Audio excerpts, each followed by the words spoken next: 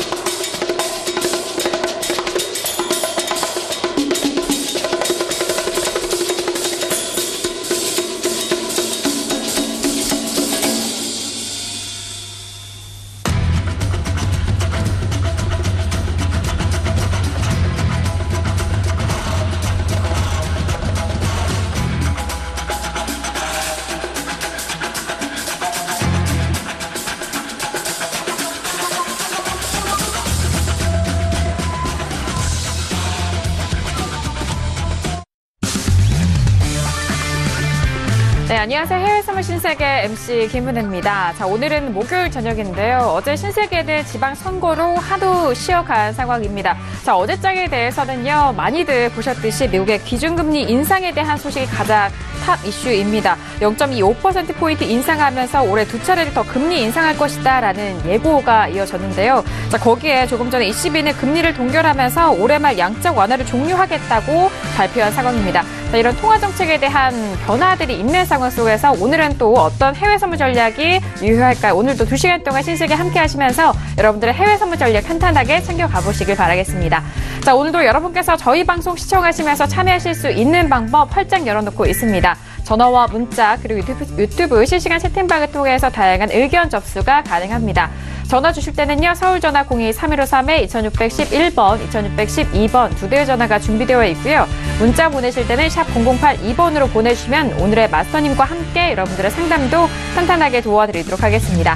자, 그리고 저희 방송은 유튜브로도 시청 가능한 점 다시 한번 말씀 도와드리도록 하겠고요. 저희 1부에서 제공된 정보는 투자 판단에 대한 조언입니다. 해당 상품의 가치와 수익률을 보장하지 않는다는 점 유의해 주시길 바라겠고요. 또한 저희 프로그램은 자본시장 통합법을 준수하고 있습니다. 1대1 투자 상담과 유사수신행위, 무인가 영업행위, 불법대여 계좌 홍보 및 가입권유 등 이런 모든 불법 사항에 대해서 엄중하게 금지하고 있다는 점 또한 다시 한번 고지 도와드리도록 하겠습니다. 자, 오늘 목요일장의 신세계를 열었는데 오늘 함께 해주실 출연진분들 먼저 소개하도록 하겠습니다. 먼저 박나경 캐스터 오늘도 함께합니다. 네, 안녕하세요. 박나경입니다. 오늘은 다시 스튜디오에 컴백했습니다. 이제 FOMC가 발표가 났나 싶더니 이제는 또 유럽중앙은행의 또 기다리던 회의 결과가 발표가 됐죠. 방금까지 드라기 총재의 그 연설이 CNBC로 생중계가 되기도 했습니다. 저 역시 그거를 시청을 하고 또 이 자리에 왔는데요. 여러분들 많은 외신이 쏟아지지만 진작 여러분들이 필요로 하시는 정보가 무엇인지 또 시장에 어떤 요인이 영향을 끼치는지 너무나 궁금하실 텐데요. 여러분들께 정말 필요한 정보 2시간 동안 함께 하도록 하겠습니다. 네, 알겠습니다. 오늘 실시간으로 쏟아지고 있는 외신 쪽의 정보들 그리고 소식들 박나경 캐스터 통해서 상세하게 전달을 해드리도록 하겠습니다. 자, 그리고 오늘 김정철 해설위원님도 함께합니다. 네, 안녕하십니까. 네, 스튜디오가 바뀌어가지고 상당히 좀 가까워져서 기분이 참 좋습니다. 친밀한데요. 일단 한마디 말씀드리겠습니다. 파티는 끝났다. 이제 파티는 끝난 것 같습니다. 이제 금융위기가 도대체 언제 올 거냐 라는 것만 우리가 잘 판단해서 뭐 당장 온다는 건 아닌데요. 한 1, 2년 뒤에 올 것 같은데 그때 우리 잘 피해 있도록 합시다. 네, 알겠습니다. 맞습니다. 이렇게 좀 먼저 바라볼 수 있는 전망에 대한 부분이 가장 중요한 상황인데 해설위원님이 오늘 그 부분 짚어주신다고 하니까요. 많은 기대해 주시길 바라겠습니다. 자, 어제 지방선거도 좀 지나갔고 이제 또 두 개의 통화정책에 대한 부분도 굵직한 이슈들이 흘러나오고 있는 상황인데 정말 오늘도 목요일장 참 중요한 상황인 것 같습니다. 그렇다면 오늘 함께할 마스터님도 정말 궁금하실 텐데요. 오늘 함께할 마스터를 먼저 영상을 통해서 만나보시죠.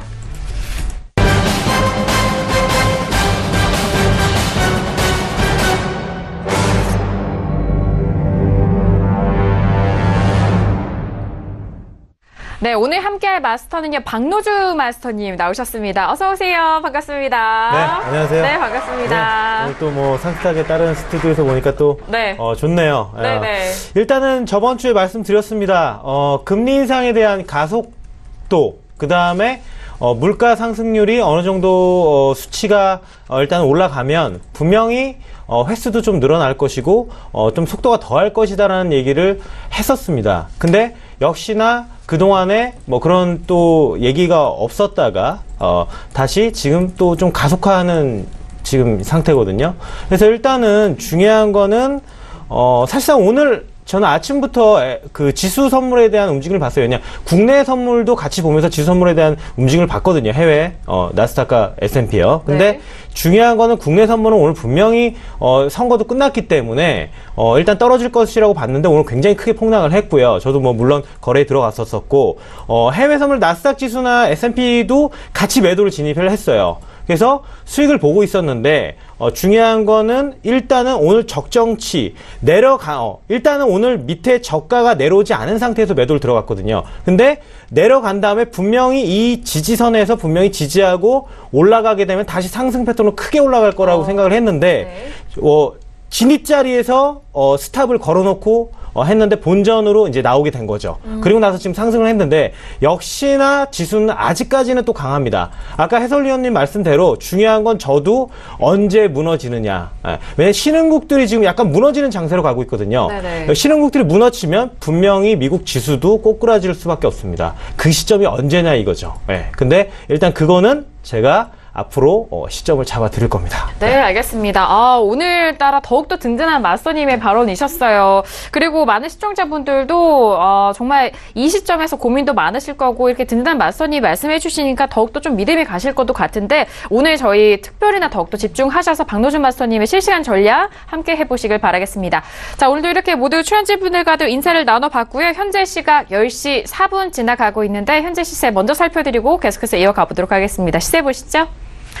네, 먼저 지수부터 보도록 하겠습니다. 앞서서 마스터님 말씀해 주셨듯이 지수에 대해서는 현재 부근에서도 좀 강합니다. 어제 장에서는 음봉으로 마감이 된 S&P 500이지만요. 현재 부근에서는 다시 한번 추가적으로 상승하면서 2788.25포인트 선 0.31% 상승세 유지가 되고 있습니다.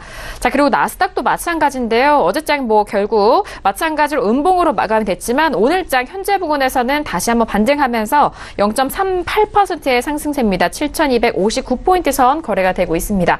자, 그리고 방금 전에 또 ECB 쪽에서의 정책 결과가 나온 상황인데요. 더욱더 가격대가 유로FX는 밀리면서 1.18달러 가격대에서 1.17달러도 깬 상황입니다. 현재 1.16830달러까지 떨어지면서 0.96% 하락세로 이어가고 있고요. 자, 그리고 골드도 함께 보시죠. 자, 골드 같은 경우에는 어제장에도 뭐 같은 가격대에서 움직였습니다만 현재 부근에서는 급등하면서 0.48%의 상승세로 1,309.1달러까지 올라가고 있습니다. 자, 오늘의 고점을 또 확인을 해드리면은 오늘의 고가는 1,313달러까지 올라갔었던 상황인데 현재 조금 소폭 밀렸습니다만 여전히 1,300달러가 지지가 된 1,309.4달러 선에서 거래가 되고 있는 골드 보셨고요. 그리고 크루드오일도 함께 보시죠. 자, 크루드오일 같은 경우에는 이후에 계속적으로 추가적으로 조금씩 상승을 하면서 현재는 67달러도 다시 회복이 됐습니다. 67달러 회복된 이후에 초반대 가격 지지가 되고 있는데요. 67.12달러 선으로 0.75% 상승해 보여주고 있는 현재 시세 살펴드렸습니다.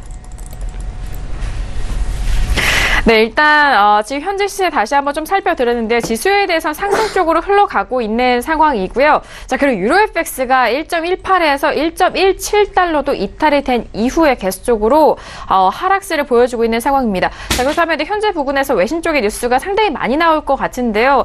박나영 캐스터 통해서 다시 한번 정리해드리도록 하겠습니다.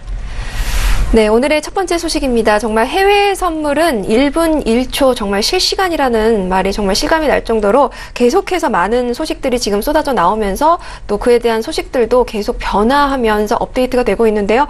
네, 먼저 미국의 주간 실업보험 청구자 수가 21만 8천 명을 기록하면서 월가 예상치인 22만 5천 명을 다소 하회했다는 소식입니다. 네, 그리고 미국의 5월 소매 판매가 0.8% 증가하면서 월가 0.4% 예상 예상치 상승이었던 이 수치를 상회했다는 소식이고요. 네, 미국 5월의 수입 물가 0.6% 상승할 것으로 발표가 됐습니다. 하지만 월가 예상치는 0.6%의 상승치였는데요. 이 예상치를 부합했다는 소식 들어와 있습니다. 네, 그리고 미국 연준이 이제 FOMC 회의를 끝내고 발표를 했죠. 네, 기준금리를 1.75에서 2.00%로 25 베이시스 포인트를 인상을 하겠다라고 발표를 한 상황입니다. 그러면서 지금 앞으로 하반기에 2번 정도 추가로 금리 인상을 하겠다라고 예고를 했죠. 네, 그렇기 때문에 지금 사실 금리 인상이 3월에는 3번 정도 있을 것이다라는 이야기가 있었는데 결국 4번으로 상향 조정된 지금 상황입니다. 사실 그 당시에 이제 15명 위원들 중에서 7명이 올해 최소 4번의 금리 인상을 예상을 했었는데요. 이번 회의에서는 7명이 아닌 8명이 4차례 금리 인상을 예상을 했습니다. 아마 내년에도 3번 정도 기준 금리 인상이 필요할 것으로 전망을 했고요. 2020년인 후년이죠. 이때는 금리가 한 번 정도 인상될 것으로 장기 전망을 내놓았습니다. 네, 그리고 파월 이제 연준 의장이 또 회의를 끝내고 기자회견에서 이야기를 했습니다. 미국 경제는 지금 현재 굉장히 건재하고 또 매우 호황에 좋은 상태다라고 말하면서 실업률은 떨어지고 또 임금은 오를 것이다라고 이야기를 했다는 소식입니다. 네, 그리고 이렇게 미국이 기준금리를 인상하면서 마스터님이 말씀하신 대로 이 신흥국들의 위기가 계속해서 확산되고 있습니다. 압력을 받고 있는 상황인데요. 그러면서 무역 분쟁 우려까지 지금 또 중앙은행들의 이슈에 이어서 계속 잠시 간과되었던 무역 분쟁 이슈까지 꼼꼼히 살펴봐야 된다는 소식 들어와 있습니다. 네, 그리고 말씀드린 대로 유럽 중앙은행 드라기 총재가 연설을 방금 저희 방송 전에 마쳤습니다.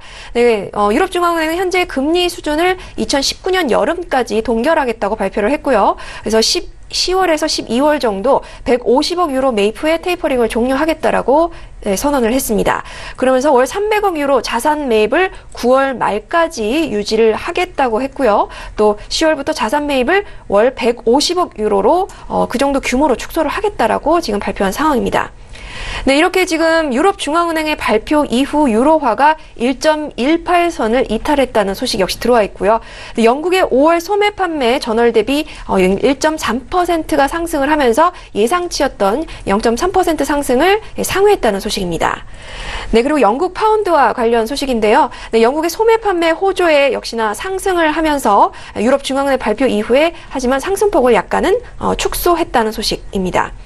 네, 그리고 마지막 소식입니다. 골드만삭스는 유럽은행이 위기지만 지금 이탈리아의 전국 불안에 대해서는 대처가 가능한 발표였다라고 지금 진단을 하고 있는 상황입니다. 오늘 정말 또 많은 사건들 그리고 발표들이 지금 이어지고 있는데요. 이에 따른 전문가들의 의견은 또 어떤지 또 시장에 어떤 영향을 끼칠지 잠시 후에 이슈별로 자세하게 살펴보도록 하겠습니다. 네, 알겠습니다. 현재 부분의 외신 쪽의 뉴스 아주 좀 굵직한 이슈들이 나오고 있는 상황인데요. 앞서서 금리 인상은 이미 이루어졌고 앞으로의 남은 횟수에 대해서 좀 초점이 맞춰져 있는 상황인데 일단 실업률에 대한 부분과 인플레이션에 대한 부분을 또 바로 연준 의장 쪽에서는 좀 말한 상황입니다. 미국의 주간 실업보험 청구자 수가 월가 예상치인 22만 5천 명을 예상했지만 하회하면서 21만 8천 명으로 나온 수치이고요. 그리고 앞서서 말씀드렸지만 0.25%포인트가 인상이 되면서 최고는 2%로 금리가 인상이 된 상황입니다. 이후에 이제 금리 인상에 대해서가 중요한 상황인데 하반기에 두 차례에 대한 추가 인상을 좀 예고한 만큼 이 부분에 있어서도 시장을 좀 반응을 하고 있는 움직임인 것 같고요. 여전히 미국 경제에 대해서는 강한 자신감을 보이고 있는 상황이기 때문에 이 금리 인상에 대해서 추가적인 부분이 계속적으로 후속 분석이 되고 있는 상황인 것 같습니다. 그리고 ECB 쪽에서도 현재 금리 수준에 대한 부분을 여름까지 유지하겠다라는 통화 정책을 내놓고 있는 상황인데요. 앞서서 말씀드렸던 많은 분들이 궁금하셨던 QE가 어느 정도까지 지속될 것이냐라는 부분에 대해서는 12월 150억 유로 매입 후에 테이퍼링에 대한 종료에 대한 부분까지도 다시 다시 한번 좀 말씀드렸고 10월부터 축소하겠다라는 의견이 이어지면서 유로FX 가격대는 1.18달러가 이탈이 되는 흐름까지도 이어졌고요. 현재는 1.17 그리고 1.16까지도 내려온 상황으로 다시 한번 좀 정리를 해드리도록 하겠습니다. 자, 그래도 현재 부근의 외신 쪽의 뉴스까지도 전달을 도와드렸고요. 그렇다면 오늘 출연진 분들과는 어떤 이슈를 다루게 될까요? 오늘의 퓨처스 이슈 토크 먼저 이슈 화면 통해서 확인합니다. 네, 오늘의 퓨처스 이슈 토크입니다. 먼저 첫 번째 이슈는 S&P 9월물입니다. 미국 금리 인상 부담에 혼조세를 보이고 있었던 상황인데요. 하지만 상승 쪽으로 방향을 잡아가면서 현재 S&P 500은 2,780.75포인트로 0.33% 상승세 보여주고 있습니다. 자, 그리고 두 번째 이슈는 유로FX 6월물입니다. ECB 자산 매입이 12월 말까지 유지가 된다라는 발표 이후에 1.18달러 그리고 1.17달러도 이탈이 된 상황인데요. 현재 하락폭이 더욱더 깊어질 수 있을지 그 부분도 함께 점검해드리도록 하겠습니다. 네, 그리고 세 번째 이슈는 크루드오일 7월물입니다. 오펙 불확실성 속에서 재고 증가 67달러 돌파 시도를 한 상황이고요. 결국엔 67달러를 다시 한번 회복한 이후에 초반대가 지지가 되고 있습니다. 0.74% 상승세로 67.11달러 선에서 거래가 되고 있는 크루드오일 세 번째 이슈로 살펴드리도록 하겠고요. 자, 그리고 골드는 마지막 이슈로 살펴드리도록 하겠습니다. 8월물이고요. 매파의 연준에도 불구하고 무역 분쟁 우려로 달러가 혼조세를 보이고 있는 사이 골드가 오랜만에 반등을 했습니다. 현재는 1310달러가 이탈이 됐지만 1307.5달러 선에서 거래가 되어 있는 골드까지 마지막 이슈로 점검해드리도록 하겠습니다.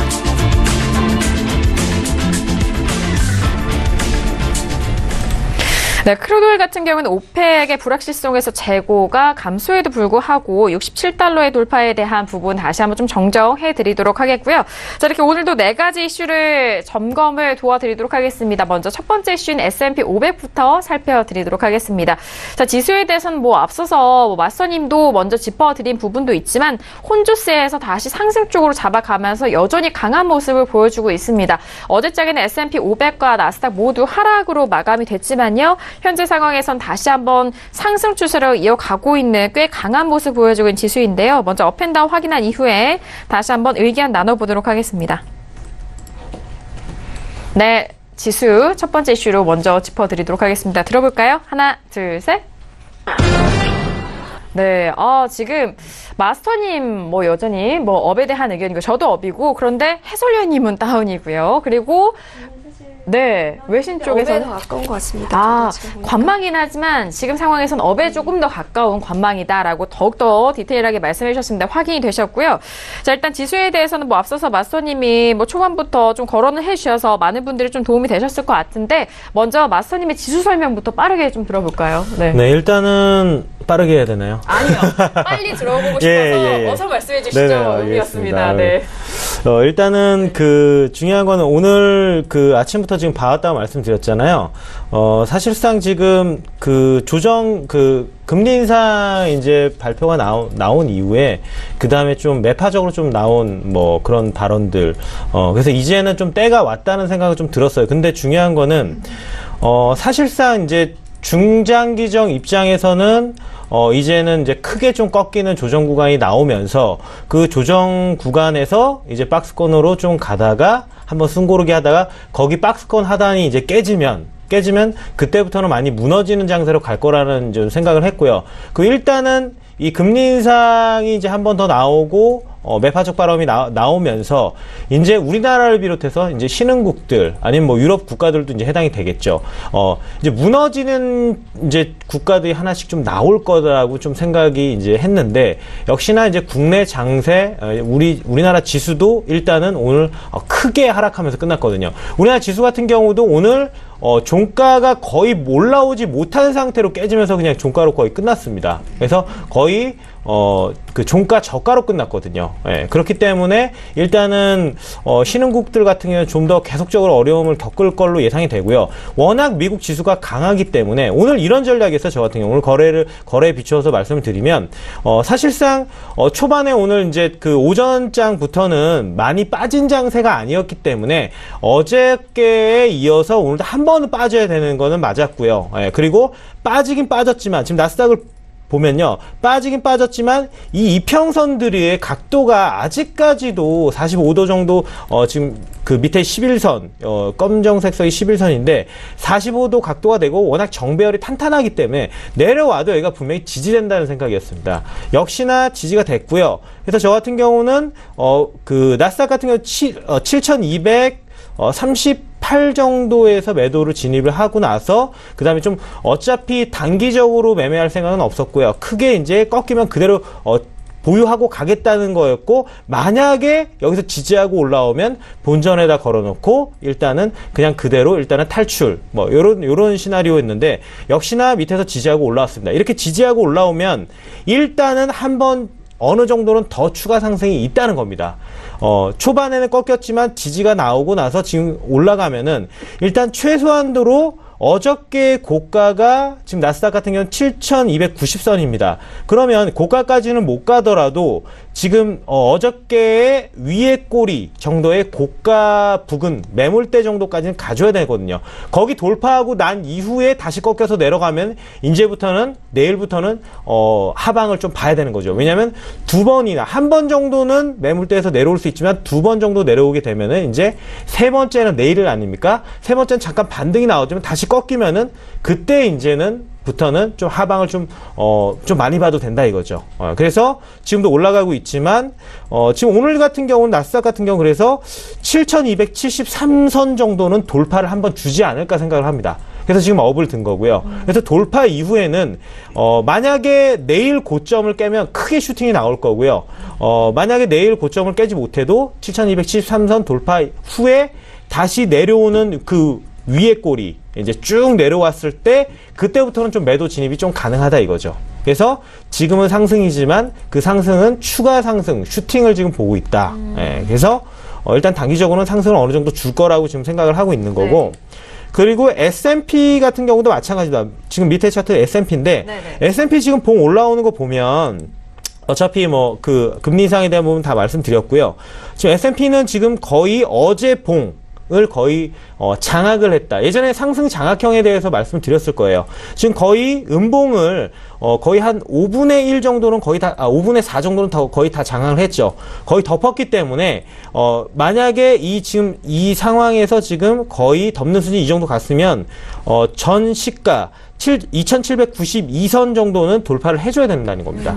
그래서 어저께 고가까지는 못 가더라도 S&P 같은 경우는 2,793선 4선 정도는 한번 돌파 이후에 그때 꺾이면은 그때부터 매도 진입이 좀 가능한 거지. 지금은 이미 밑에서 S&P도 지금 굉장히 순조롭게 지지선을 주고 지금 10일 이평선을 지금 터치한 이후에 그대로 지금 끌고 올라가기 때문에 아직까지도 상승 추세 연장선상이라고 생각합니다. 나스닥이나 S&P나. 예. 그래서 그렇게 일단은 해주시면 뭐 이제 이후로 일단 보시면 될 것 같다. 뭐 이런 생각입니다. 네. 알겠습니다. 자, 일단 지수에 대해서는 뭐 말씀드린 대로 좀 강한 상황인데, 네. 하지만 여기서 언제까지 뭐 추세적으로 올라갈 수 있을 것이냐를 두고도 많은 분들이 좀 궁금해하실 것 같아요. 네. 지금 양 지수에 대해서 다시 한번 추세 설명을 도와드렸는데요.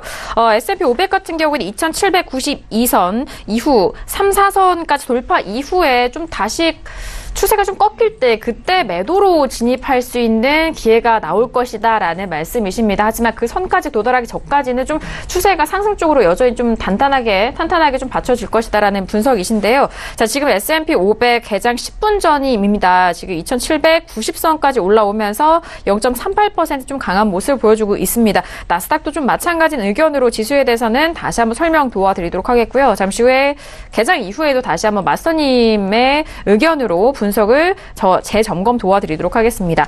자, 첫 번째 이슈 S&P 500에 대해서 먼저 마스터님의 업에 대한 의견이 확인이 된 상황인데요. 자, 그렇다면은 지금 해설위원 쪽에서는 다운이세요. 네, 이 다운의 의미 어떤 의미로 받아들이면 좋을까요? 너무 많이 올랐어요. 너무 많이 올랐다. 네네.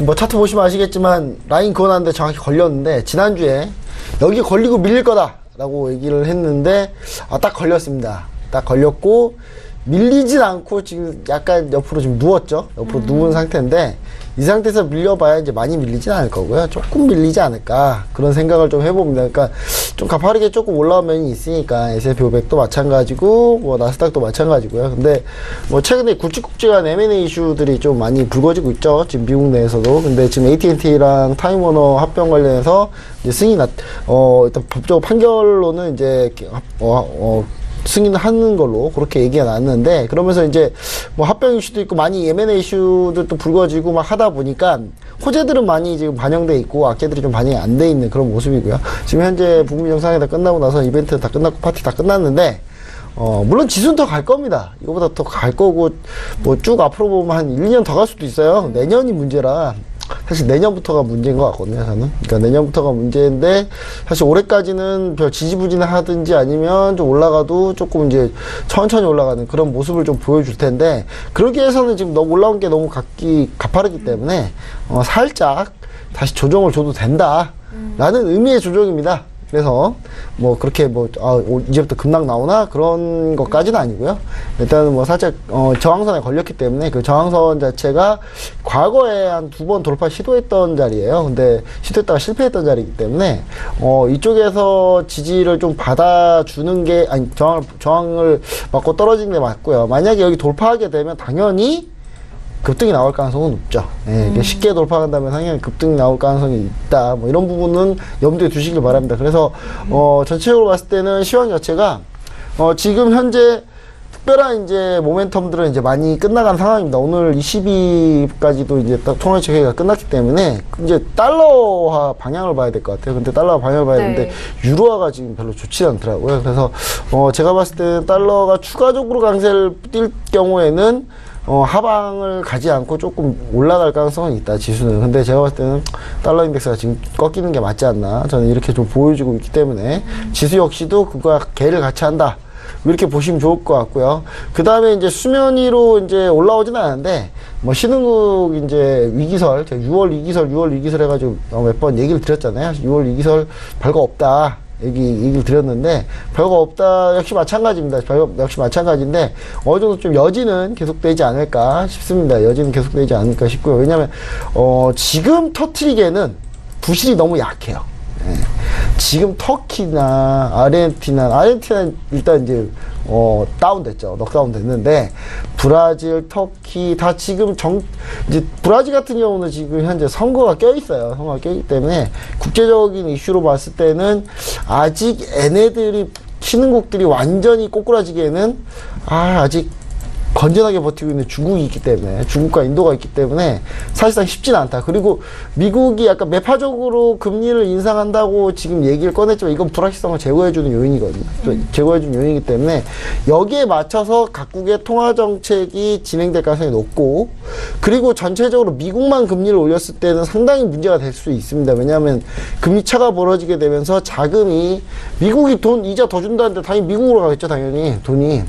근데 이제 다른 나라도 선제적으로 올렸기 때문에, 특히 인도 2번 올렸고요, 연속으로. 그 다음에 브라질, 뭐 기타 터키부터 해가지고 거의 대부분 국가들이 지금 금리 올렸는데, 이번에 22까지도 양적 완화 축소 종료하겠다, 12월에 종료하겠다라고 선언했기 때문에 제가 봤을 땐 전체적으로 공조했다, 글로벌 공조다.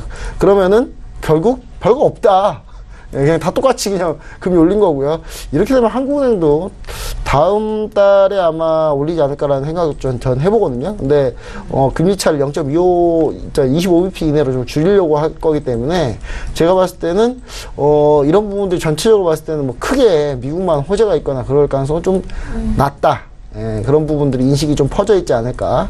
그렇게 되면은 조금 밀려주는 게 맞겠죠. 그리고 여기서 너무 치고 올라가면 먹을 게 없어요. 예, 너무 쉽게 못 따라붙기 때문에 우리 개인 투자자들이 매매하기 참 좋게 하려면 여기서 아름다운 조정, 아주 아름다운 블링블링한 조정을 딱 보여줘야 그 다음에 이제 자신 있게 매수로 붙을 수 있는 그런 상황이 되지 않을까라는 생각으로 조정을 좀 얘기 드렸습니다. 알겠습니다. 다운이라고 해서 뭐 말씀을 해주셨듯이 급락에 대한 의미가 아니라 지금 좀 너무 많이 올랐기 때문에 올라온 분에 대한 조정이 예상이 되고 이후에 좀 급등에 대한 흐름도 이 조정을 좀 뒷받침해서 올라갈 수 있지 않겠냐라는 그런 말씀이신 것 같은데, 자, 지금 문자가 지수에 대해서 좀 들어왔어요. 끝자리 5486님 보내신 문자 바로 좀 함께 이야기를 나눠보도록 하겠습니다.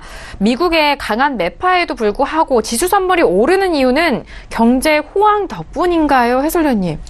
아니, 당연히 네. 금리를 올린다는 게 네. 이분 이제 뉴스를 잘 보셔야 돼요. 그러니까 이분들 되게 네. 어느 한 그 고정관념에 잡혀 계시는데, 금리 올린다는 얘기는 뭡니까? 금리 올린다는 얘기는 시장 결론적으로 좋다. 네. 지금 경기가 좋다는 얘기예요. 네. 경제에 대한 자신감으로 금리를 올렸다. 그렇죠. 이런 제목을 뽑은 언론사도 있어요. 예, 미국의 아주 강한 경제에 대한 자신감.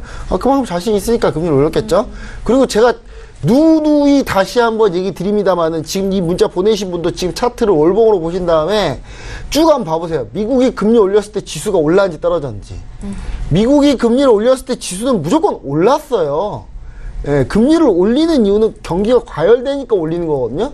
경기가 과열되면 단점은 뭡니까? 갑자기 경제학을 제가 얘기를 드려야 되는데, 돈을 많이 풀면 물가가 오르게 돼 있어요. 나중에 결국. 물가는 잠깐의 유동성 함정에 빠진 다음에 유동성 함정이 끝나게 되면 그 유동성 함정이 끝난 다음에 유동성이 폭발하면서 물가가 오르게 돼 있습니다. 결국은 뭐 고용 이렇게 쭉 지나와서 고용, 소비, 그 다음에 물가가 올라오겠죠. 그럼 물가가 올라오면 뭐 해야 돼요? 금리를 올려줘야 물가가 세게 안 오르죠. 그렇죠?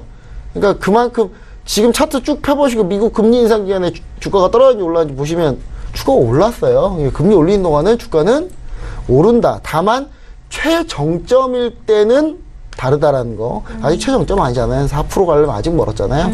그러니까 당연히 오르겠죠. 그러니까 당연히 오를 거라고 보시면, 장기적인 뷰는 당연히 오른다고 보시면 됩니다. 다만 그때 잠깐 말잔치 하느라고 뭐 2번 올리겠다, 1번 올리려다가 2번이 좋겠다, 또 연준이 어떤 분은 뭐 3번 올리겠다 이런 얘기 해버리면 큰일 나는 거예요. 이제 그때부터는. 그러니까 그때 잠깐 밀리는 거지. 제가 봤을 때는 이제 금리가 올라가면 당연히 지수도 오른다 이렇게 보시면 됩니다. 알겠습니다. 일단 뭐 그런 말이 있잖아요. 정석적으로 금리 인상에 대해서는 지수는 또 하락하고 이런 정석적인 부분에 있어서 궁금해하셔서 그랬던 것 같아요. 제가 그죠? 그 증권투자 상담사라는 자격증이 있어요. 네. 자격증 책에 보면 그 자격증 책이 잘못 나와 있어요. 그래서 이게 반대라고 나와 있거든요. 그러니까 그 사람들이 좀 책을 좀 잘 썼어야 되는데, 제가 봤을 때는 교재를 제가 바꾸도록 하겠습니다. 제가 책을 다시 써가지고 제가 바꾸도록 하겠습니다. 왜 결론이 책 쪽으로 하시는지 모르겠지만 이게 잘못 일단은 배우는 경우들이 많아요. 네네. 네. 실물 경제와 이런 뭐 문어체로 된 부분에 대한 정치과는 좀 다를 수도 있다라는 부분을 다시 한번 말씀해 주신 것 같은데요. 네네. 네. 제 세대 때는 정치 경제였거든요. 네네. 그죠? 네. 정치 경제 보면 나옵니다. 왜냐면, 그러니까 재정 흑자 정책 나오면 돈을 풀고 금리를 인하하면 이제 돈이 많아지면 이제 그 많은 돈으로 뭐 기업에 투자를 하고 이러다 그렇죠. 보면 이제 네. 물건도 많이 찍고 그러면 소비가 늘어나고 그러면은 이제 그러면서 돈이 이제 굉장히 많이 풀었잖아요. 네. 그래서 금리 인하 정책하고 하니까. 근데 물가가 이제 높아지잖아요. 그럼 이제 경제가 살아나면서 지수도 올라가잖아요. 이제 계속 이제 너무 좋으면은 계속 물가가 계속 상승하니까 어느 정도는 이제 돈을 풀었던 거를 이제 다시 축소를 시켜야 되죠. 되니까, 네. 축소를 시켜야 되니까 이제 돈을 걷어와야 되잖아요. 그럼 걷어오면은 이제 지수는 이제 뭐 조정을 약간 보인다던가, 뭐 이제 뭐 그렇게 되는 거죠. 네. 그래서 뭐 그 정치 경제 보면 될 것 같습니다. 알겠습니다. 자, 이런 뭐 책에 나와 있거나 이런 부분에 있어서 확인하시고 또 실물 경제에서 흐름에 또 적용하시는 그 갭이 좀 있어요. 그 부분에 있어서 도움을 드릴 수 있는 방송이 저희 신세계가 아닌가 싶기도 한데 그 부분 다시 한번 좀 확인해 보시길 바라겠고요. 자, 이어서 외신 쪽에서는 관망이지만 일단 상승 쪽에 가까운 관망이다라고 좀 상세하게 풀어주셨는데 들어볼까요? 네. 네, 오늘 마스터님과 또 해설위원분께서 다른 때보다 좀 더 화이팅 넘치고 뭔가 강력한 확신을 주는, 여러분들에게 힘이 되는 정보를 더 주시고 있는 것 같아요. 저는 이제 외신 쪽의 의견을 좀 전달을 그대로 좀 해드리고자 하는데요. 일단은 이제 드라기 총재의 발언 이후 많은 내용들이 조금 계속 업데이트가 되면서 좀 변동이 있었습니다. 기존 중앙은행들의 긴축 정책적인 발표로 이제 혼조세를 보이던 증시가 이제 아무래도 이 드라기 총재의 발언, 이제 22중앙 유럽 중앙은행의 발표 이후로 강한 또 상승세. 그러면서 근데 주된 이유는 강한 이제 경제 지표 때문이다라고 CNBC 쪽에서는 분석을 하고 있습니다. 물론 이제 유럽 중앙은행들의 그 긴축 정책 발표 직후에는 좀 다소 혼란스러운 혼조세를 보였지만 지금 이제 해설위원님께서도 말씀을 해주셨다시피 지금 AT&T와 또 타임워너의 합병 소식 그리고 또 이제 MBC 유니버셜이 이제 디즈니사를 이제 매입을 한다는 그런 소식들과 함께 또 이러면서 21세기 폭스사의 주가도 뛰어올랐죠. 이렇게 미디어 섹터들의 또 주가 상승을 유도하는 이런 견인 요소들 때문에 전체적으로 또 미 증시가 금리 인상과 더불어서 지금 상승세를 이어가고 있다는 소식 들어와 있습니다. 하지만 이제 어찌됐건 이제 연준의 그 FOMC가 기존 금리를 이제 25베이시스 포인트 인상하고 올해도 2번 정도 금리 인상을 하겠다고 발표를 했죠. 근데 이제 어쨌든 이제 연준이 끝나고 또 유럽 중앙은행 드라기 총재 발언에 이제 주목을 하고 있는 상황이다라고 또 보고 있고요. 또 양적 완화 프로그램이 예상대로 연말에 종료될 것으로 보이면서 또 이에 대한 대비를 해야 되지 않나라고 투자자들은 생각할 것이다라고 전문가들은 이야기를 하고 있습니다. 또 오늘 실업보험 신청 건수와 또 소매 판매 지수가 발표가 되죠. 근데 이제 지금 이렇게 연준의 금리 인상의 발표 이후로는 이제 국채 금리가 다소 좀 하락하는 모습을 보이고 있다는 마켓 워치의 저희 전망 소식이고요. 이제 연준의 그 파월 의장이 이제 이렇게 이야기를 했습니다. 지금 경제는 이제 오프닝 이슈 때도 말씀드렸다시피 호황이고 시장은 건재하고 또 인플레이션은 목표치에 근접했다. 라고 말하면서 실업률이 떨어지고 임금은 오를 것이라면서 아주 호조세 경기 자신감을 보였는데요. 하지만 이제 시장 반응은 연준의 장기 경제 전망에는 좀 의구심을 갖고 있다라고 말하면서 파월 의장은 항상 자주 폭넓은 불확실성 그리고 관측되지 않은 변동성 등과 같은 이런 표현들을 자주 쓰면서 시장 불안과 모호함을 계속해서 가중시키고 있다라는 비판도 들어와 있다는 소식 들어와 있습니다. 네, 그리고 지금 무역 분쟁에 관한 이야기들도 좀 궁금하실 텐데요. 이제 미국은 곧 이제 중국에 관세를 부과할 것이다라는 소식 역시 들어와 있습니다. 이제 트럼프 대통령이 긴 외국 일정을 마치고 이제 다시 무역 이슈에 돌입할 시기가 왔다라고 이야기를 하면서 이제 중국에게 있어서 사실 이제 미국과의 무역 전쟁이 다시 시작될 것이다라고 이제 구체적인 이야기들이 지금 이제 나누어질 것이다라고 보고 있고요. 또 폼페이오 역시 지금 이제 북미 회담 관련된 소식인데요.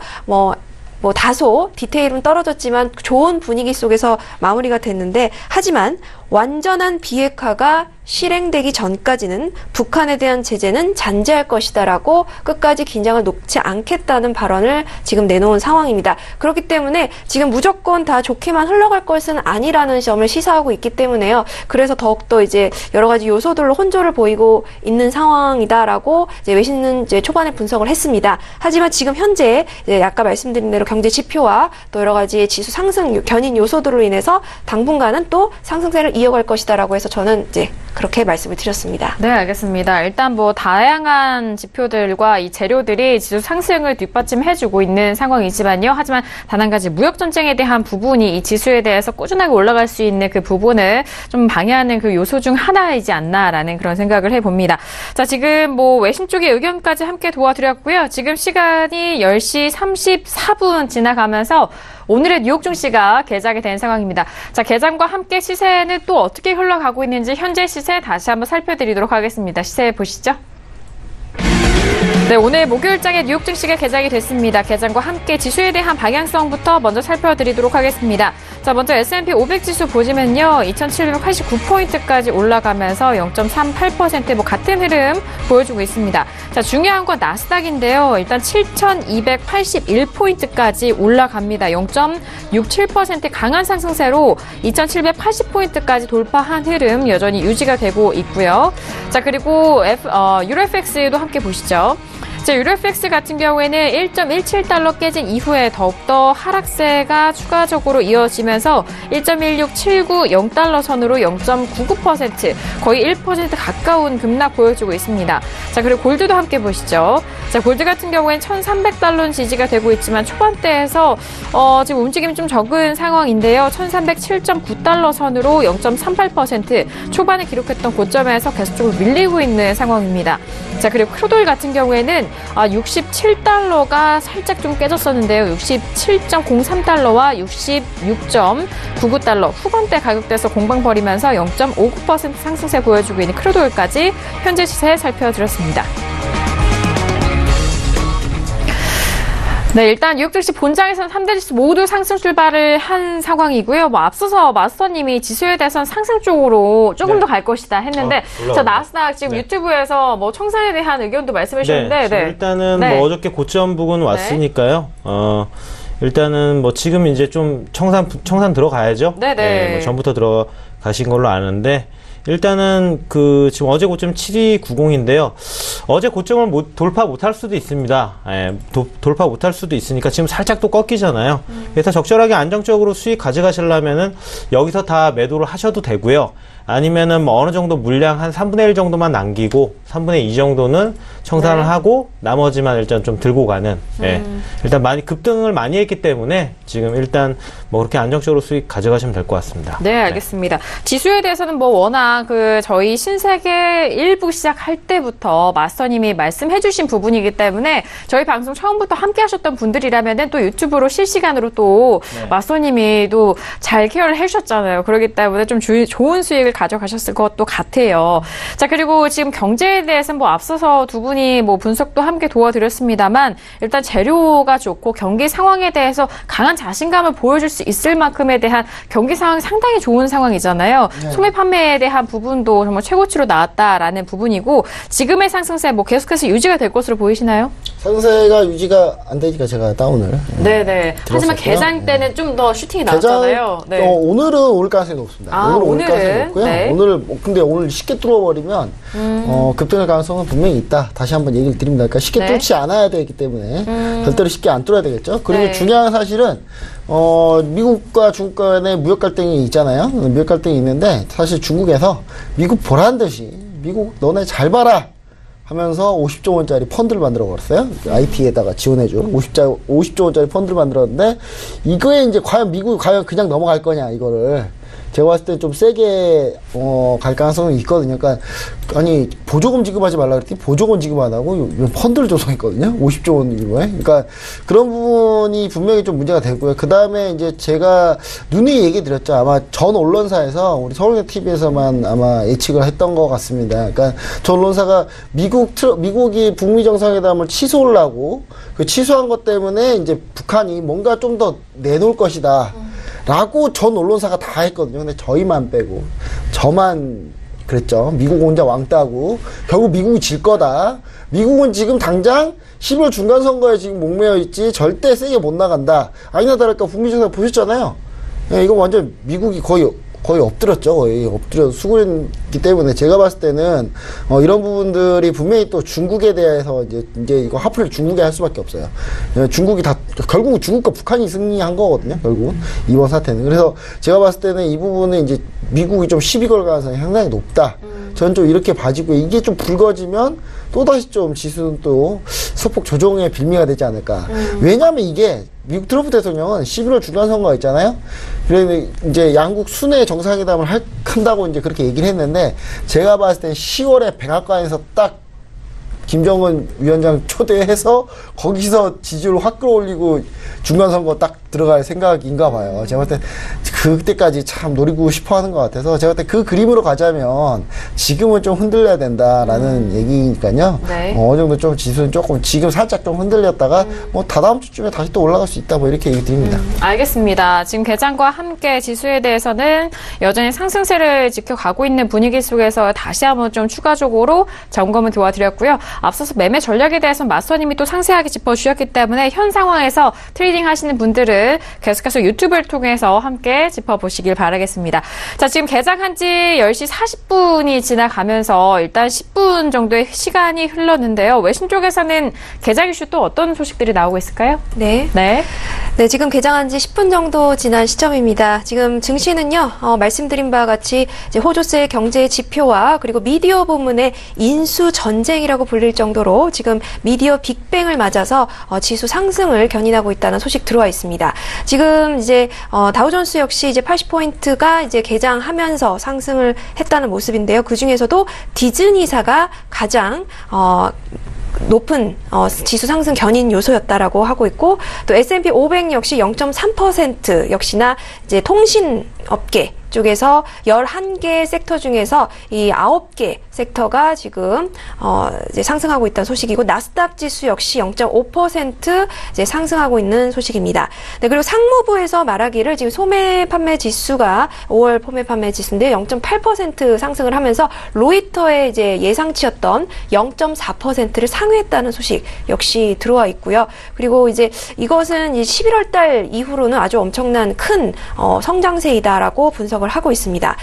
지금 여기 보면은 뭐 아까 말씀드린 대로 이제 미디어 지금 인수 전쟁이라고 부를 수 있을 정도입니다. 지금 원래 지방 케이블사로 시작을 했던 이 컴캐스트가 뭐 MBC부터 시작해서 MBC 유니버셜부터 해서 여러 가지 이제 기업들의 공격적인 인수에 나서면서 지금 이제 21세기 폭스에 대해서 지금 650억 달러, 우리 돈으로 70조 원입니다. 이에 대해서 지금 인수를 하겠다. 사실 이제 지난해에도 이렇게 얘기를 했었는데 올해 더 높은 가격을 지금 제시하고 있는 상황이죠. 그렇기 때문에 계속해서 이렇게 그 인수 시도를 하고 있는데 이번에 세 번째 시도에는 되지 않겠느냐라는 전문가들의 시각이 들어와 있습니다. 지금 이렇게 어쨌든 미국 경기는 정말 여러 전문가들의 예상치대로 경기 호황이다라는 말이 좀 딱 어울리는 것 같습니다. 어쨌든 장기적으로나 또 단기적으로나 당분간은 지수 상승이 계속될 것으로 보인다는 소식 들어와 있습니다. 네, 알겠습니다.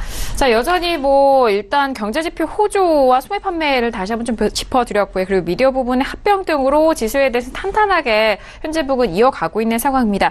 자, 지금 뭐 개장까지 말씀드렸고요. 이어서 두 번째 이슈인 유로 FX 좀 짚어드리도록 하겠습니다. 유로 같은 경우는 앞서서도 뭐 외신 쪽에서도 거듭 말씀을 드립니다만 좀 비둘기적인 ECB 발언에 의해서 유로 FX는 급락하는 흐름이죠. 1.18달러와 1.17 그리고 1.16달러 선 현재 후반대도 현재 좀 흘러내린 상황인데요.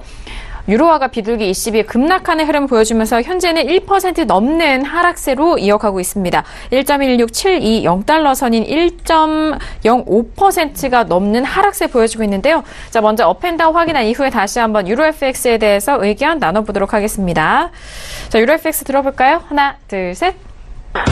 네, 역시나 모두 만장일치로 다운에 대한 의견이 확인이 됐습니다. 자, 확인되셨고요. 자, 지금 1%가 넘었어요. 하지만 이 가격대에서 추가적인 하락이 나올 수 있을지에 대한 전망이 또 궁금하실 텐데, 마스터님도 다운 들어주셨잖아요. 네, 의견 들어볼까요? 네, 일단은 뭐 비둘기니까 하락이고요. 네. 네, 그죠? 네, 그렇죠. 그거 좀 이제 네. 많이 보신 분들은 이제 아실 거예요. 그죠? 뭐 잘 모르셔도 이제 항상 뭐 계속적으로 보신 분들은 또 아실 거고. 중요한 건 이제 이게 어디까지 좀 떨어질 것인가, 이게 이제 중요한 거죠. 그렇죠. 그리고 차후로도 일단 달러가 어떻게 이제 달러 인덱스가 어떻게 움직이느냐에 따라서도 일단은 유로화가 이제 어떻게 가느냐가 일단은 좀 될 거고요. 그러면 중요한 거는 지금 일단은 뭐 오늘뿐만 아니라요. 저는 이제 이번 주까지 해서 뭐 다음 주 월화까지도 뭐 갈 것 같은데, 일단은 중요한 거는 뭐 다음 주까지 해서 유로화 같은 경우는 사실상으로 지금 기술적으로 봤었을 때 볼게요. 1.16400 예, 여기까지는 최소한은 좀 떨어져야 된다고 봅니다. 일단은 왜냐면은 그동안에 떨어졌던 자리들을 봤었을 때 5월 28일 그 주, 5월 말에 대한 그 주가 한번 크게 떨어졌다 그대로 말고 올라갔어요. 그러면 이 구간 자체가 일단은 쌍바닥을 만들어야 됩니다. 뭐 더 떨어지든 뭐 다시 올라오든 간에 큰 하락 추세를 형성을 했고요. 그 다음에 반등이 나온 거예요. 한 2주간에 걸쳐서 반등이 나왔고 그 다음에 다시 지금 떨어지고 있는 상황인 건 당연한 겁니다. 이거는 왜냐하면은 이거 그대로 올라가지는 못해요. 항상 항상 반등을 줬다가 그대로 가는 게 아니라 다시 한번 떨어진 이후에 그 다음에 다시 상승으로 가려면 어떻게 해야 되냐? 쌍바닥 그 지지대를 일단은 다시 한번 내려왔다가 그 구간에서 다시 한번 지지하고 올라간 다음에 박스권을 만들어야 됩니다. 항상 이런 파동을 아시면 좋겠어요. 큰 추세 뒤에는 반등이든 일단 조정이든 박스권을 만든 다음에 다시 그 만들었었던 박스 상단을 돌파해야 일단 크게 올라가는 거기 때문에 일단은 1.16400 이하로 일단은 좀 한번 빠져야 되고요. 네. 어느 정도 1.16 정도까지 좀 빠지면은 네. 그때부터는 좀 매도는 일단은 하지 말아야 되고요. 그때부터는 이제 지지를 하는가, 지지가 되면 그때는 다시 이제 매수를 진입을 해도 된다. 뭐 이렇게 말씀을 드리겠습니다. 네, 알겠습니다. 1.16400과 1.16 초반대까지도 밀릴 수 있는 가능성이 있기 때문에 그 부분에 있어서 매수적인 관점을 그때는 보셔야 된다라는 의견이십니다. 지금이 1.16710달러니까요. 추가적으로 1.16400 아래로 하방 쪽으로 더욱더 흘러갈 수 있음을 다시 한번 말씀드렸는데 그렇다면 지금 현재 들어갈 자리 혹시 있을까요? 지금 들어가면은 네. 일단은 좀 반등 좀 기다렸다가 네. 1.17 정도 부근 왔었을 때 네. 그때 분할 매도로 들어가면 굉장히 안정적으로 들어갈 수 있을 것 같아요. 알겠습니다. 1.17 초반대 분할 매도 전략으로 그 부분에 있어서 반등 시에 매도적인 관점 다시 한번 말씀드렸습니다. 단기 반등이 아마 나올 거예요. 네, 단기 반등에 대해서 고려해 보시고 확인해 보시길 바라겠습니다. 자, 1부 유로 FX까지 마스터님의 의견 들어봤는데요. 잠시 2부에서 두 분의 의견 추가적으로 들어보도록 하겠습니다. 자, 1부에서는 다양한 투자 전략 여러분들과 함께 했습니다. 저희가 말씀드린 내용에 대해서는 투자 판단에 대한 조언이고요. 해당 상품의 가치와 수익률을 보장하지 않습니다. 또한 저희 프로그램은 자본시장 통합법 준수하고 있다는 점 다시 한번 고지 도와드리도록 하겠습니다. 자, 1부 여기서 마무리하겠고요. 잠시 후 2부에서도 박노조 마스터님과 함께 돌아오도록 하겠습니다. 감사합니다.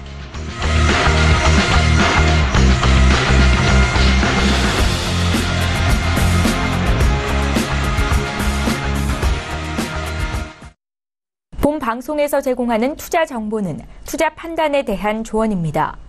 방송에서 제공하는 주식의 가치, 가격 상승 및 가격 하락에 대해서는 방송사에서 보장하지 않습니다.